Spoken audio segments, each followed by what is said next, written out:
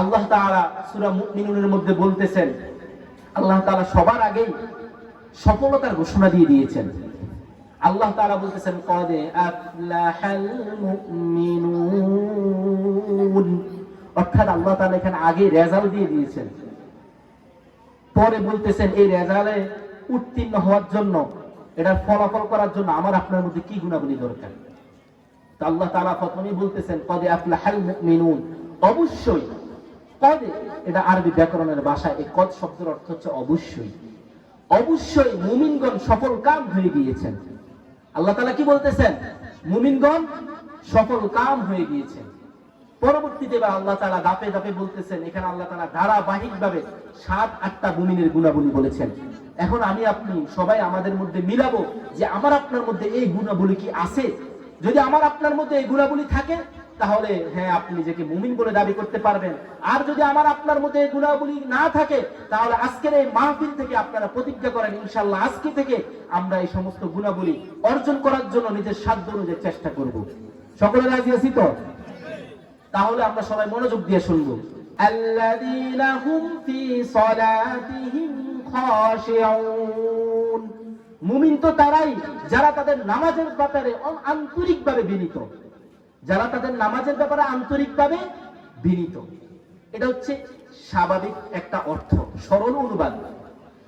এই আয়াতের একবারে সংক্ষেপে যদি তাফসীর করতে যাই, তাফসীরে তাওজিহুল কুরআন আল্লামা তাকি উসমানী সাহেবের কিতাবের মধ্যে খাশিউন এই শব্দের ব্যাখ্যা করা হয়েছে খুশু খুদু এর সাথে নামাজ আদায় করা। এখন আমার আপনার প্রশ্ন হবে, হুজুর খুশু খুদু এর সাথে কিভাবে নামাজ আদায় করব? এটা তো আর কখনো শুনি নেই। তাহলে এবার এটা ব্যাখ্যা শুনেন। খুদু এই শব্দের অর্থ হলো নিজের বাহ্যিক অঙ্গ প্রত্যঙ্গকে আল্লাহ তাআলার অভিমুখী করে নামাজ আদায় করা। অর্থাৎ নিজেকে একবারে বিনয়ের সাথে, আমরা যে নামাজের মধ্যে যে রুকুনগুলো আদায় করি সব কিছু আল্লাহ তাআলার অভিমুখে পশ্চিম দিকে ফিরে নিজেদেরকে অঙ্গ প্রত্যঙ্গকে অত্যন্ত বিনয়ের সাথে নামাজ আদায় করার নামে হচ্ছে খুদুয়ের সাথে নামাজ আদায় করা।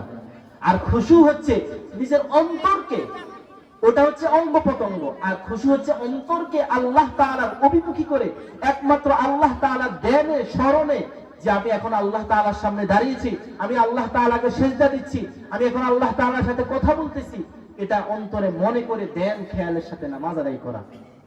এখন আমরা সবাই মিলে আমি আপনি কিভাবে নামাজ পড়ি?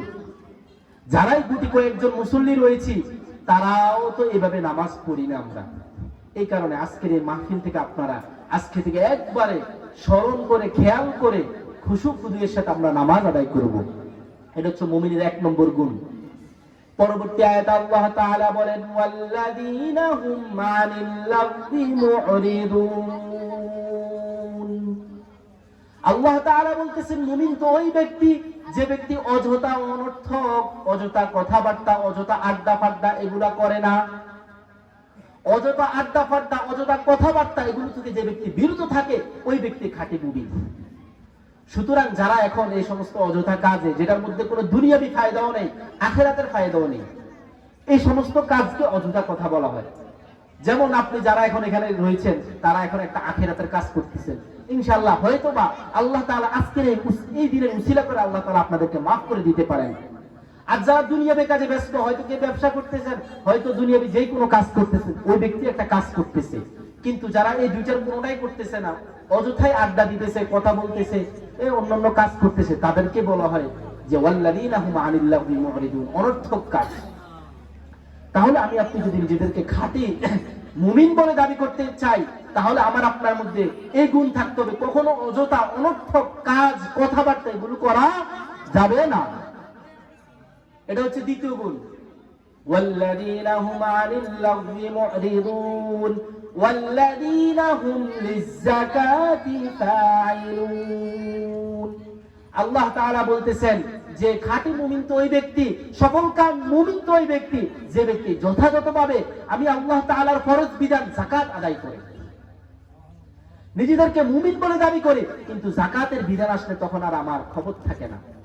যাকাত ইসলামের সবচেয়ে একটা গুরুত্বপূর্ণ বিধান।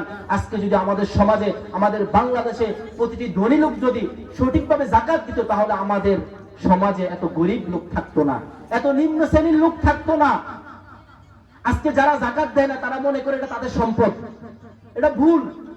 আল্লাহ তাআলা ধনীদের মধ্যে একটা অংশ দিয়েছেন, এটা গরিবের, এটা তোমার না, এটা আপনার সম্পদ না।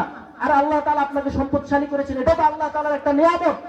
আল্লাহ তাআলা চাইলে তো আপনাকে ফকির বানাতে পারতেন, আল্লাহ তাআলা চাইলে তো আপনাকে ভিক্ষুক বানাতে পারতেন, কিন্তু আল্লাহ তাআলা দয়া করে মায়া করে আল্লাহ তাআলা আপনাকে, আসলে আল্লাহ তাআলা যাদেরকে সম্পদ দেন তাদেরকেও পরীক্ষা করেন, যাদেরকে সম্পদ দেন না তাদেরকেও পরীক্ষা করেন, যাদের